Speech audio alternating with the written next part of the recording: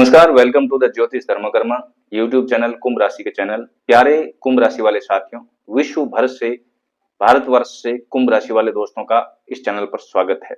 प्यारे दोस्तों, इस वीडियो में हम बात करेंगे मुहूर्त चिंतामणि को आधार मानकर कुछ विशेष चीजें होती है जिसमें आपको वार, तिथि, नक्षत्र और महीनों का ध्यान रखना चाहिए।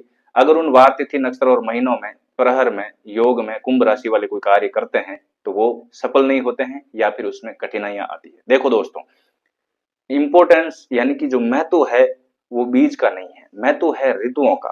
अगर आप रबी के बीज खरीफ की सीजन में डाल देंगे तो वो फसल नहीं होगी, उस बीज का अंकुरण नहीं होगा। वैसे ही कुछ कर्म है, कुछ कार्य है जिसके लिए कुछ चीजें नियत की गई है कुंभ राशि वालों के लिए घात चक्र में।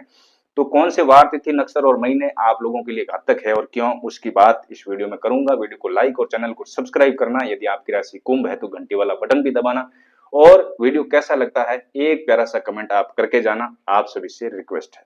प्यारे दोस्तों, सबसे पहले बात करेंगे चैत्र मास की। कुंभ राशि वालों के लिए चैत्र मास घात चंद्र के विचार में आता है। अब मैं लास्ट में बताऊंगा कि कौन कौन से कार्य ही है जो इसमें नहीं करने हैं, बाकी वाले कार्य कर सकते हैं, ठीक है ना। तो चैत्र महीना है, कुंभ शनि की राशि है और इसकी प्रकृति धैर्य की है, स्थिरता की है और सोच विचार से जुड़ी हुई राशि मानी जाती है। ऐसे में घात चंद्र का जो ये समय है उस शनि वालों के लिए चैत्र मास का सहज नहीं है, ठीक है ना। सहजता यहाँ कम हो जाती है उस कार्य में। आप जिस फल की अपेक्षा करते हैं विशेष कार्यों में वो चैत्र मास में थोड़ा कम मिलता है। इसका मतलब ये नहीं है कि पूरा महीना खराब है, लेकिन यदि इस समय कोई कार्य सिद्धि के लिए महत्वपूर्ण यात्रा, अब यहाँ पे धार्मिक यात्रा इसमें शामिल नहीं है। धार्मिक यात्रा आप कर सकते हैं, छोटी मोटी यात्राएं कर सकते हैं, लेकिन किसी विशेष कार्य सिद्धि के लिए अगर आप यात्रा करते हैं, किसी बड़े या उच्च पद वाले व्यक्ति से आप संपर्क करने निकलते हैं, किसी न्यायालय विवाद या वाहन खरीद से जुड़ा हुआ मामला हो, वाहन चलाने का मामला हो, या अगर कोई रोग है और चिकित्सा की वजह से आप कहीं जा रहे हैं तो उस समय सोच समझकर चुनाव करना चाहिए।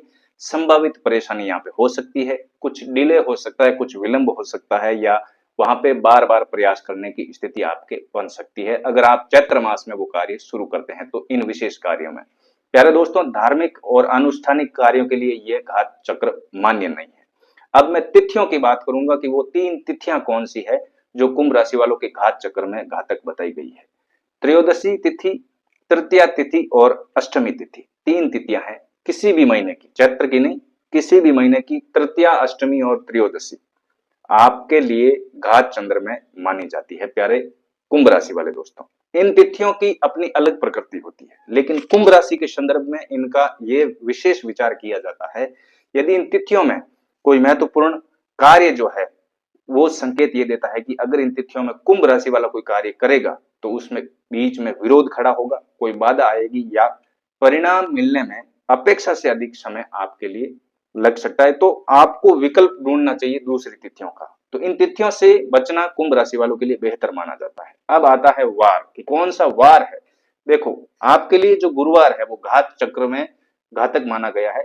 ऐसा नहीं है कि गुरुवार में कोई दोष है, कोई किसी दूसरी राशि के लिए गुरुवार बेस्ट है और अपने आप में गुरुवार बहुत ही विशेष है। लेकिन जो मैंने ऊपर चीजें बताई थी, अगर आप कार्य सिद्धि के लिए कोई चीज कर रहे हैं तो उसमें गुरुवार आपके लिए थोड़ी सी सावधान करने वाली चीज है।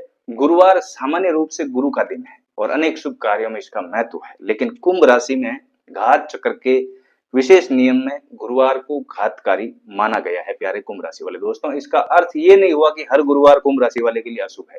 बात उन महत्वपूर्ण कार्यों की है जिनके लिए मुहूर्त आपके हाथ में है। ऐसे समय में संभावित संकेत ये हो सकते हैं कि बात का अपेक्षित परिणाम नहीं मिलना, सामने वाले का सहयोग आपको नहीं मिलना, या कार्य को पूरा करने के लिए अतिरिक्त प्रयास करना आपको पड़ सकता है।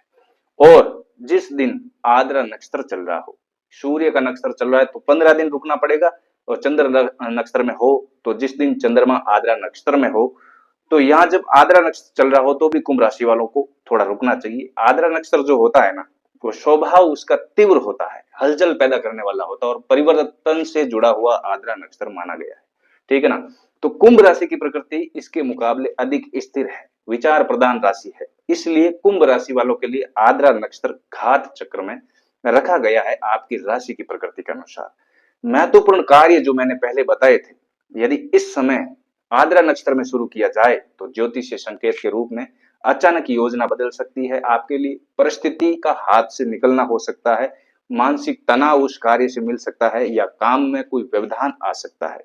यानी जो काम सीधी रेखा से चलता था उसमें अचानक मोड़ आ सकता है यदि आप कुंभ राशि वाले उस कार्य को आद्रा नक्षत्र में शुरू करें तो।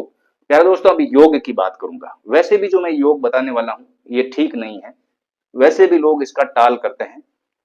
जो गंड योग कहा जाता है कुंभ राशि वालों के लिए घात चक्र का महत्वपूर्ण आधार है। यहाँ पे जिस कार्य में आप शुरू करेंगे, जिस कार्य को, कार्य सिद्धि को, वहां दंडात्मक शैली कोई अपना सकता है, परिणाम कठोर मिल सकते हैं, स्थितियां कठोर कठिन हो सकती है। इसलिए जब भी कोई महत्वपूर्ण कार्य गंड योग में कुंभ राशि वाले शुरू करते हैं तो वहां पे आपको समय बदलकर दूसरा योग लेना चाहिए। वहां पर कुंभ राशि वाले जातकों को सावधानी रखना उचित माना गया है।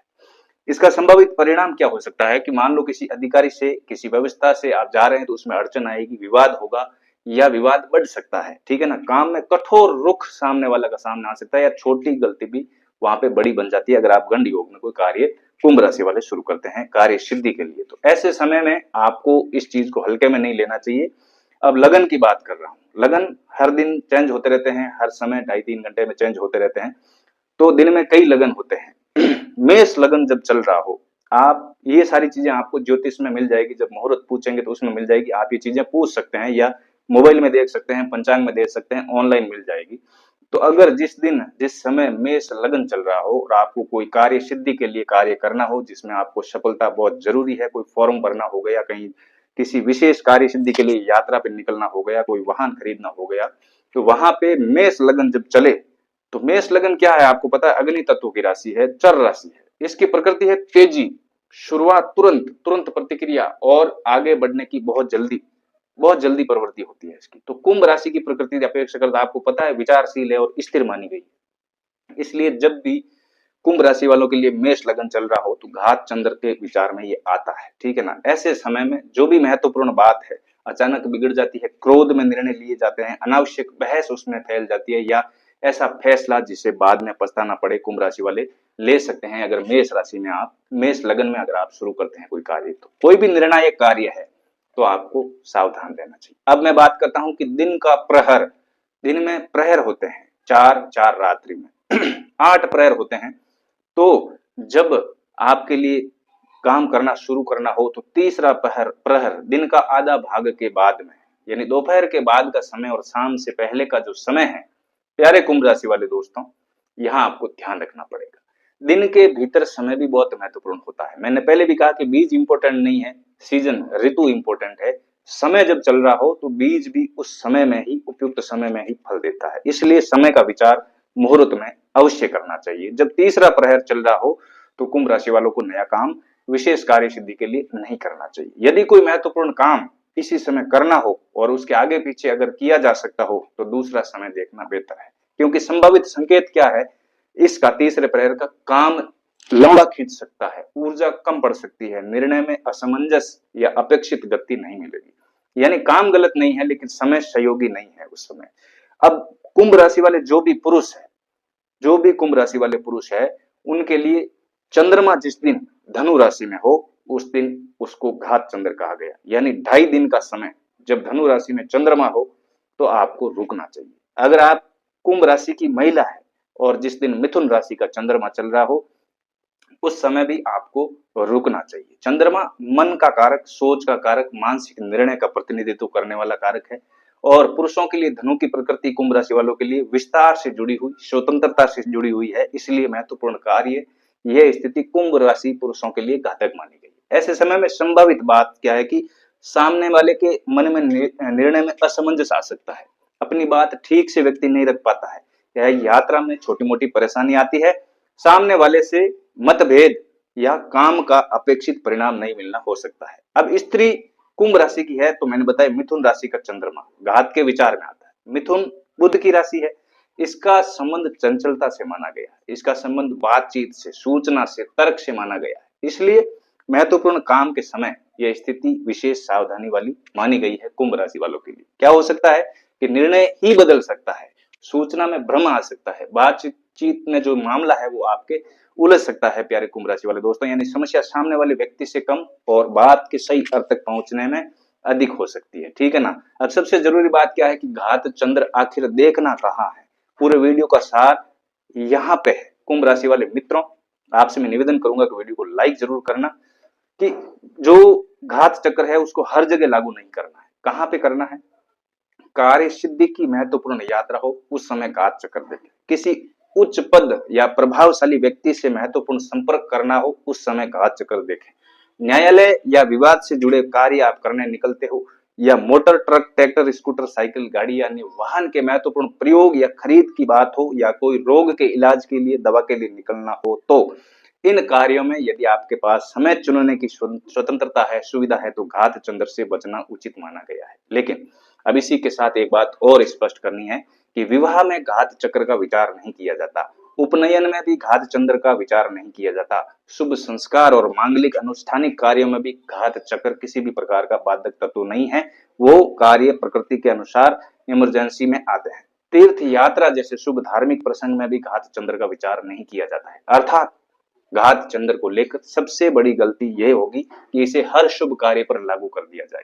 मुहूर्त का नियम क्या है कि कार्य की प्रकृति देखकर मुहूर्त चलता है। जहां कार्य सिद्धि करनी हो, महत्वपूर्ण यात्रा हो, उच्च व्यक्ति से संपर्क हो, न्यायालय, विवाद या वाहन, रोग, औषधि का विषय हो, वहां कुंभ राशि के लिए घात चक्र का विचार करना है।